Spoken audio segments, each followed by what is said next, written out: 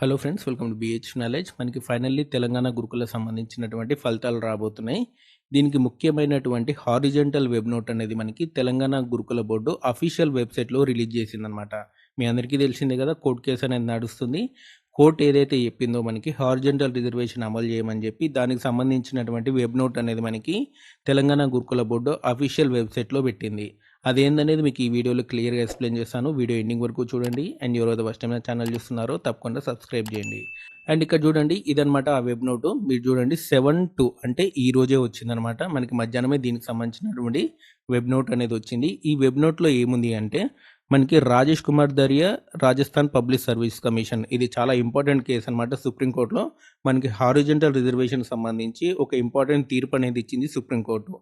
And ప్రతి ప్రభుత్వం కూడా మనకి ఉమెన్ రిజర్వేషన్ని హారిజంటల్గానే అమలు చేయమని చెప్పి ఈ కేసులో మనకి సుప్రీంకోర్టు తీర్పు అనేది ఇచ్చింది. దాని ప్రకారమే ప్రతి స్టేట్లో కూడా మనకి ఉమెన్ రిజర్వేషన్ అనేది హారిజంటల్గా అమలు జరుగుతుందన్నమాట. బట్ మన తెలంగాణలో మాత్రం వర్టికల్గా అమలు చేస్తున్నారు. దీని ప్రకారమే మనకి హారిజంటల్ రిజర్వేషన్ అమలు చేయాలని చెప్పి మనకి హానరబుల్ హైకోర్టు అనేది మనకి తెలంగాణ గురుకుల బోర్డుకి చెప్పిందనమాట. సో ఇదే వెబ్ నోట్లో అదే మెన్షన్ చేశారు.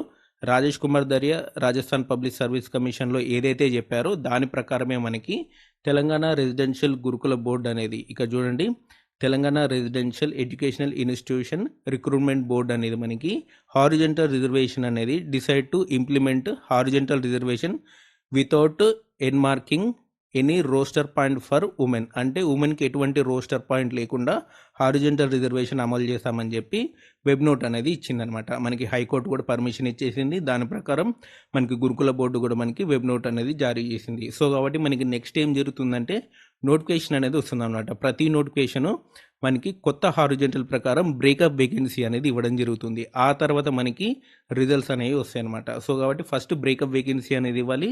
బ్రేకప్ వేకెన్సీ ఇచ్చిన తర్వాతనే మనకి తెలంగాణ గురుకుల బోర్డు సంబంధించినటువంటి ఫలితాలు అనౌన్స్ చేయాల్సి ఉంటుంది. 1:2 నిష్పత్తిలో మనకి ఫలితాలు అనేవి వస్తాయి అనమాట. కొంత టైం పడుతుంది. మనకి వెబ్ నోట్ రావాలి ఫస్ట్.